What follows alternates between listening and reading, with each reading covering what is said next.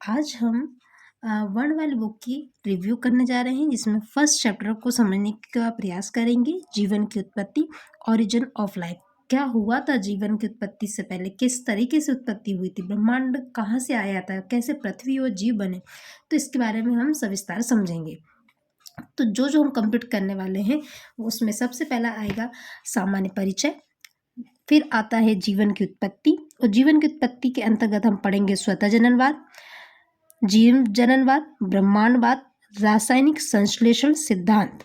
यहाँ तक हम इसको कवर करने की कोशिश करेंगे। उसके बाद हम इसमें जो हुए हैं जीवन उत्पत्ति से, जैसे कि ओजोन क्रांति कैसे हुई, जीवन की उत्पत्ति के चरण क्या रहे, रासायनिक विकास, जैव विकास, रासायनिक विकास के चरण कितने रहे हैं। पहला चरण जिसमें साधारण अणुओं का निर्माण हुआ, दूसरा चरण जिसमें कार्बनिक अणुओं का निर्माण हुआ, तीसरा चरण जिसमें जटिल कार्बनिक यौगिकों का निर्माण हुआ, चौथा चरण अणुओं की क्रियाशीलता। ये सारे ये जो पॉइंट हैं, क्लासिफिकेशन है, वो पढ़ना हम आगे जब पढ़ेंगे तो ऑटोमेटिकली आपको ये क्लासिफिकेशन याद हो जाएगा। ठीक है, इसलिए हम इसको स्किप करके अपना पॉइंट पर आते हैं। सबसे पहला देखते हैं कि जीवन की उत्पत्ति, यानी कि जो जीवन की उत्पत्ति से पूर्व ये जो यूनिवर्स था, जो पृथ्वी थी की उत्पत्ति को समझना मेरे लिए बहुत जरूरी है। प्राचीन काल यानी कि बहुत पहले से चला आ रहा है से लेकर मध्यकालीन धार्मिक मान्यताओं तथा सभी ने अलग अलग तरीके से भिन्न जो उनको ढंग समझ में आया ढंग से अनंत जो ब्रह्मांड है, पृथ्वी की उत्पत्ति से संबंधित जो भी संकल्पनाएं थी, प्रिंसिपल्स थे, सारी मान्यताएं प्रस्तुत की। तो ये जो मान्यताएं उन्होंने प्रस्तुत की थी वो सभी मान्यताएं धार्मिक आस्था और विश्वास की अधिकता थी। यानी कि ये जो इन्होंने अभी तक वे प्राचीन काल में जो भी कह रहे थे कि जैसे कि भगवान आए, उन्होंने जन्म दिया, है ना, शतरूपा आई, इस तरीके से मनु आए, उन्होंने जन्म दिया, तो ये पृथ्वी बनी, जीव आए, ये मतलब एक क्या थी, धार्मिक आस्था थी और विश्वास की ज़्यादा अधिकता थी। इसमें कोई भी लॉजिकली और साइंटिफिक नहीं था। यानी कि हम कह सकते हैं कि जीवन की उत्पत्ति के शुरुआती समय में लॉजिकल और वैज्ञानिक का पूरी तरीके से अभाव था। हम आगे देख रहे हैं कि ब्रह्मांड की जो उत्पत्ति हुई ब्रह्मांड की जब उत्पत्ति के विकास के विषय में, यानी कि आधुनिक का की, तो प्राचीन की बात थी कि वहाँ बोल रहे थे कि धार्मिक आस्था है, विश्वास है, उसके अधिकता है। पर आज की बात करें, आधुनिक एवं सर्वाधिक जो एक्सेप्टेबल जो कॉन्सेप्ट था, यानी कि प्रिंसिपल था, वो था बिग बैंग थ्योरी, यानी कि महाविस्फोट सिद्धांत। इस सिद्धांत का अनुसार कहना था कि आज से लगभग 50 अरब वर्ष पूर्व, यानी कि कब की बात करें, 50 अरब वर्ष पूर्व ब्रह्मांड का जो संपूर्ण पदार्थ था, एक क्या था, एक पिंड था, जिसे सिंगुलैरिटी कहा गया। यानी कि पिंड था, उस पिंड को, यानी क्या पिंड क्या था, ब्रह्मांड एक पिंड था, उसे बोला सिंगुलैरिटी। इस पिंड में क्या हुआ, महाविस्फोट हुआ। महाविस्फोट हुआ तो क्या बना, एक ब्रह्मांड बना। यानी कि पहले क्या था, ब्रह्मांड था नहीं, मतलब एक पिंड था, पिंड में विस्फोट हुआ, विस्फोट से ब्रह्मांड बना। और उत्पत्ति के समय से ही, जब से ब्रह्मांड बना है, तब से ही ब्रह्मांड क्या होता जा रहा है, विकास होता जा रहा है और फैलता जा रहा है। यानी कि इसकी प्रक्रिया अभी तक कंटिन्यू है। आगे देखते हैं, ये ब्रह्मांड के हमने आगे का कवर किया। ब्रह्मांड के विकास आगे देख रहे हैं। ब्रह्मांड के विकास की प्रक्रिया में ही जब ब्रह्मांड बढ़ रहा था, आगे विस्तार कर रहा था, लगभग 4.6 अरब वर्ष पूर्व सौर मंडल का निर्माण हुआ। यानी कि 15 अरब वर्ष पूर्व ब्रह्मांड बना और 4.6 अरब वर्ष पूर्व क्या बना है, सोलर सिस्टम का निर्माण हुआ। तथा फिर क्या हुआ, पृथ्वी बनी। समय के साथ पृथ्वी के जीवन अनुकूल होती, पृथ्वी जीवन के लिए अनुकूल हुई। तो जैसे जैसे समय बीतता गया, पृथ्वी में रहने योग्य बनने लगी, यानी कि अनुकूल हुई। इस पर जीवों की उत्पत्ति हुई और उसका क्रमिक विकास हुआ। जो जीव बने फिर उनका विकास हुआ। पृथ्वी ब्रह्मांड का एक, अगर देखो सबसे पहले इमेजिन करो कि एक पिंड था, विस्फोट हुआ, विस्फोट होने का ब्रह्मांड बना, ब्रह्मांड विस्तार हुआ। ये सब कब की बात है, ये 15 अरब वर्ष की बात है, पहले की बात है। उसके बाद 4.6 अरब वर्ष पूर्व क्या हुआ, सौरमंडल बना, फिर पृथ्वी बनी, पृथ्वी जीवन के अनुकूल हुई, उसका विकास हुआ। पृथ्वी ब्रह्मांड में, देखा है सौरमंडल में या ब्रह्मांड में पृथ्वी एकमात्र स्थान है जिस पर जीवन है, पर अभी जीवन बना नहीं, अभी इन्होंने बोला है कि जीवन है। पृथ्वी का इतिहास क्या रहा है, अजीवी महाकल्प, जिसमें एजोइक एरा कहते हैं, जीवी महाकल्प जिसे जोइक एरा कहते हैं। क्या था अजीवी महाकल्प में, अजीवी महाकल्प में भूपटल का निर्माण का काल, यानी कि अब पृथ्वी पर जमीन बनेगी, फिर उस जमीन बनने के बाद क्या होगा, अभी तक उस जमीन बनने के बाद वर्तमान तक का काल आएगा, तो इसे बोलते हैं अजीवी महाकाल और जीवी महाकाल। ये किसका है, पृथ्वी का इतिहास है। आगे देखते हैं क्या हुआ। आगे देखते हैं, जीवन की उत्पत्ति संबंधी बहुत से प्रिंसिपल्स दिए गए, सिद्धांत दिए गए। सबसे पहला था पृथ्वी पर जीवन की उत्पत्ति कब और कैसे हुई। क्वेश्चन मैं आपसे पूछती हूँ, आप मुझसे पूछो, पृथ्वी पर जीवन की उत्पत्ति कब और कैसे हुई। क्या ये प्रश्न हमारे अंदर क्यूरियोसिटी नहीं पैदा करता है कि आखिर ये बना कैसे होगा, कि ये मेरे अंदर भी है, आपके अंदर भी है। प्राचीन काल से अब तक विभिन्न संकल्पनाएं विचार प्रस्तुत किए गए, सबने अपने अपने अपने अपने थॉट्स दिए, प्रिंसिपल्स दिए, सब दिए गए, जो पृथ्वी जीवन की उत्पत्ति के बारे में क्या कर रहे थे, व्याख्या कर रहे थे, आपको डिस्क्रिप्शन दे रहे थे, सारे सब बता रहे थे। पर इनमें से कुछ संकल्पनाएं एक सीमा तक वैज्ञानिक रूप से जीवन की उत्पत्ति के विकास की प्रक्रिया को समझाने में सफल रही तथा कुछ असफल रही। यानी कि कोई तो मेरी बात मान लेता था या नहीं मान लेता, ये मेरी तरफ से नहीं, ये साइंटिस्ट वालों की है कि कुछ लोगों ने तो उनकी बातों को माना, किसी ने नहीं माना, कुछ सफल रही कुछ असफल रही। तो ऐसी प्रमुख संकल्पनाएं कौन सी थी जिसको माना गया, जिसको नहीं माना गया, जो सफल रही, जो असफल रही। तो सबसे पहले हम बात कर रहे हैं स्वतः जननवाद। पहला कौन सा है, स्वतः जननवाद, theory of spontaneous genesis. Theory of spontaneous genesis, इनका ये कहना था कि ये एक प्राचीन संकल्पना है, बहुत पुरानी। प्राचीन संकल्पना का मतलब क्या है कि ब्रह्मांड से पहले की संकल्पना है। जब देवी देवताओं का पूजा पाठ ज़्यादा चल रहा था, विश्वास ज़्यादा हो रहा था कि नहीं भगवान ऐसे आए, भगवान आए, उन्होंने बस इस तरीके से, मतलब ये स्वतः जननवाद को हम प्राचीन से बेहतर है। ये स्वतः जननवाद जो है, थ्योरी ऑफ स्पॉन्टेनियस जेनेसिस, ये एक प्राचीन संकल्पना है जिसके अनुसार क्या हुआ है, सजीवों की उत्पत्ति, यानी कि जो लिविंग ऑर्गेनिज्म है उनका नॉन लिविंग से संभव हुई है। सजीवों की उत्पत्ति निर्जीव पदार्थों से संभव हुई है। अब प्राचीन यूनानी जो फिलोसोफर थे, इस दार्शनिक थे, उनका नाम था अरस्तु, विद्वान थे। उन्हें भी स्वतः जननवाद के समर्थक रहे। हाँ, बोले ऐसा होता है। स्वतः जननवाद के समर्थकों का ये मानना था कि जो धूल के कण होते हैं, आप समझना कि धूल के कण से क्या बन गई, मक्खियाँ बन गई। ओस तथा सड़ते हुए मांस से कीड़े, तालाब की कीचड़ एवं बालू से मछलियाँ अपने आप ही उत्पन्न हो गई, स्वतः उत्पन्न हो जाती हैं। यद्यपि वर्तमान समय में संकल्पना कैसी है, हंसने लायक थी, मतलब हास्यपद प्रतीत होती है। अगर आप आज से मैं कहूँ कि भाई धूल से मक्खियाँ बन जाएंगी, ओसों सड़ते हुए मांस से कीड़े तथा तालाब की कीचड़ से एवं बालू से मछलियाँ उत्पन्न हो जाएंगी, तो आप प्रैक्टिकल करके नहीं देखेंगे क्या सच में हो रही हैं। पर यद्यपि ये जो था ना, इस हास्यपद प्रतीत था, परंतु इसका महत्व इस तथ्य में है कि लगभग 200 वर्ष तक ये संकल्पना जीवन की उत्पत्ति के बाद विवाद के केंद्र में रही। अगर मतलब 200 साल तक, 200 मत सॉरी 2000 वर्षों तक ये सच में मानते रहे कि नहीं, क्या सच में होती है धूल में मक्खियाँ, क्या सच में वो सब सड़ते हुए मांस से कीड़े बनते हैं, तालाब के कीचड़ बालू से मछलियाँ बनती, ये मतलब 2000 वर्षों तक ये चलता रहा, वाद विवाद का केंद्र बनता रहा। सब कंफर्म करते रहे क्या सच में ऐसा होता है, क्या नहीं होता है। इसके समर्थन विरोध में अनेक प्रयोग भी किए गए। अब कौन सा है, जैन बैप्टिस्ट वॉन हेल्महोल्ट्ज का प्रयोग इन्होंने प्रयोग करा। कब करा, 1580 या से 1644 की इसमें इन्होंने स्वतः जननवाद के समर्थन में ये समर्थक थे, जैन बैप्टिस्ट वॉन हेल्महोल्ट्ज की, ये क्या थे, इनके समर्थक थे किसके, स्वतः जननवाद थ्योरी ऑफ स्पॉन्टेनियस जेनेसिस के। इन्होंने क्या करा, एक प्रयोग करा।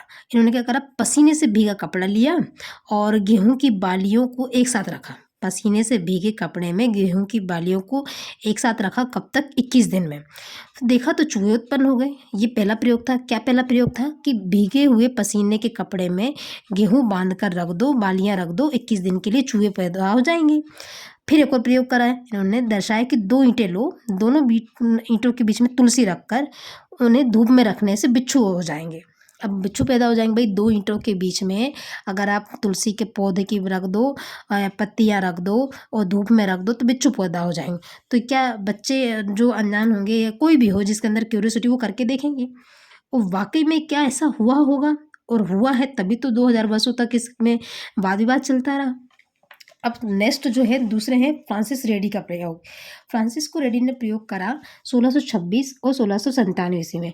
उन्होंने अपने प्रयोग में स्वतः जनन का इन्होंने खंडन करा, ये समर्थक ने, उन्होंने कहा नहीं ऐसा नहीं है। उन्होंने क्या करा, 3 बोतलें ली, एक बोतल में उबला हुआ मांस रखा, है ना, उसके ऊपर कॉर्क के समझ एक लकड़ी का ढक्कन होता है, मांस रखा, उसमें से एक बोतल मतलब तीनों बोतलों में उन्होंने मांस रखा, एक बोतल में कॉर्क से ढक दिया, एक बोतल को कपड़े से ढक दिया यानी बंद कर दिया, और एक बोतल को उन्होंने खुला छोड़ दिया। यानी क्या करा, 3 बोतलें लीं, तीनों बोतलों में मांस का टुकड़ा रख दिया, एक बोतल को कॉर्क से ढक दिया, एक बोतल को कपड़े से बंद कर दिया और एक बोतल को खुला छोड़ दिया।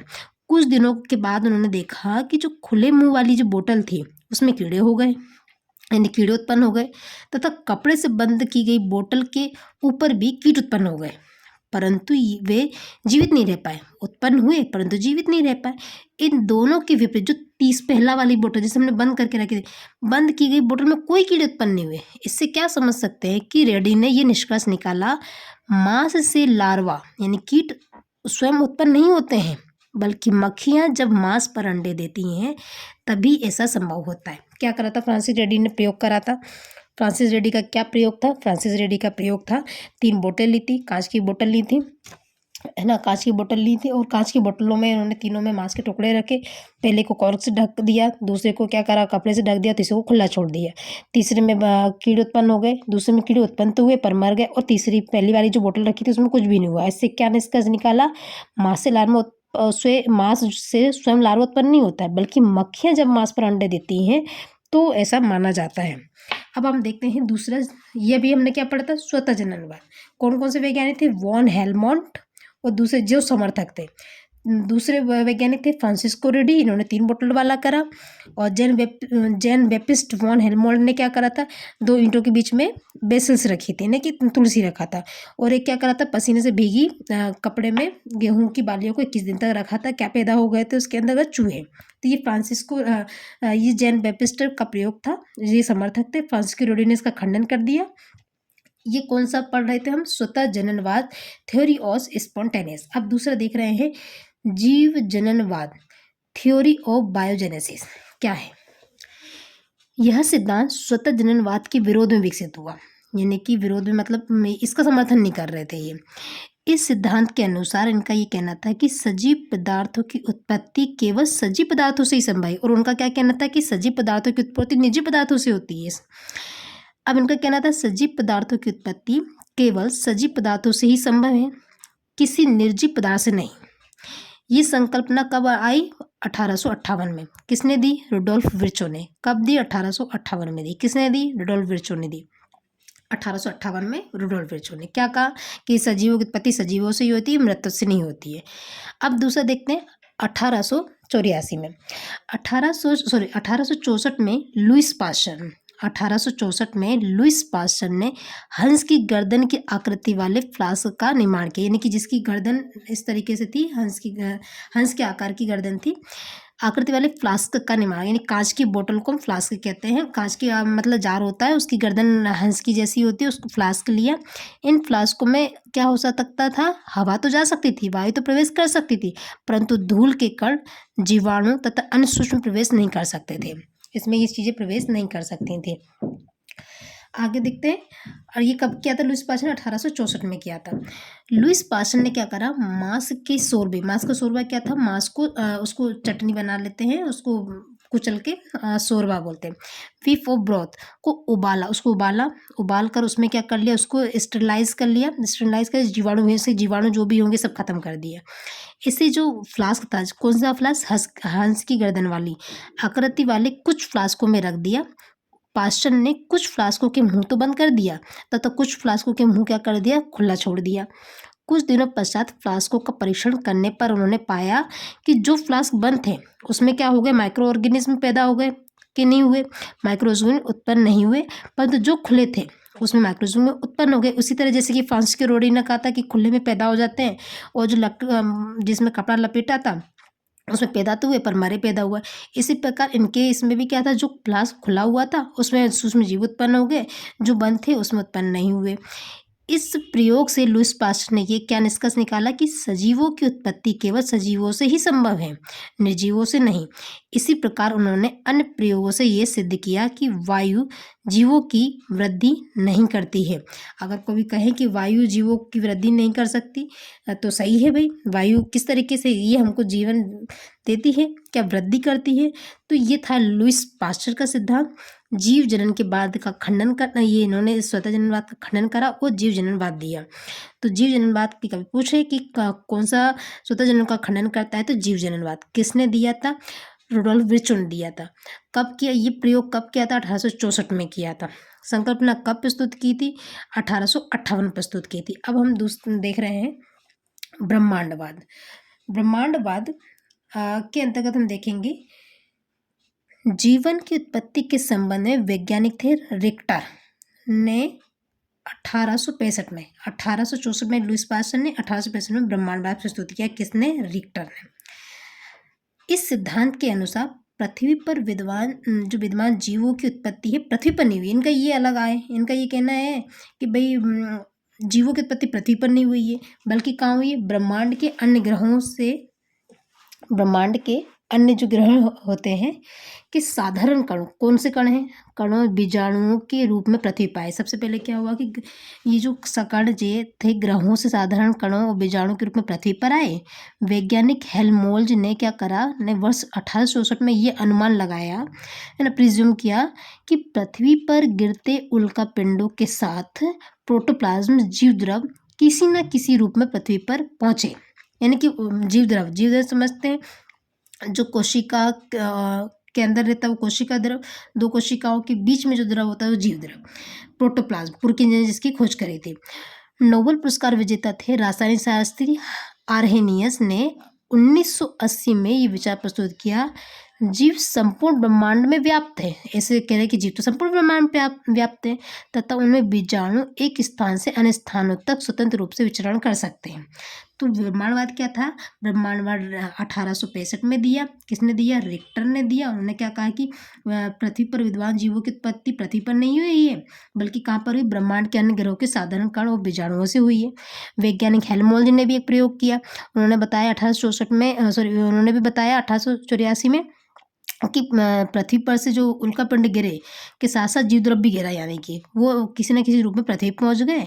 और फिर नोबेल पुरस्कार आर्हेनियस ने भी समर्थन करा कि हाँ, 1980 में ये विचार प्रस्तुत किया कि जीव संपूर्ण ब्रह्मांड में व्याप्त है तथा उनके बीजाणु एक स्थान से अन्य स्थानों तक आते हैं, स्वतंत्र है, यानी कि वो इधर उधर जा सकते हैं। तो ये हमने 3 पढ़ा है, 3 हमने कॉन्सेप्ट देखे हैं, प्रिंसिपल्स देखे। पहला था थ्योरी ऑफ स्पॉन्टेनियस, स्वतः जननवाद। दूसरा पढ़ा हमने जीव जननवाद।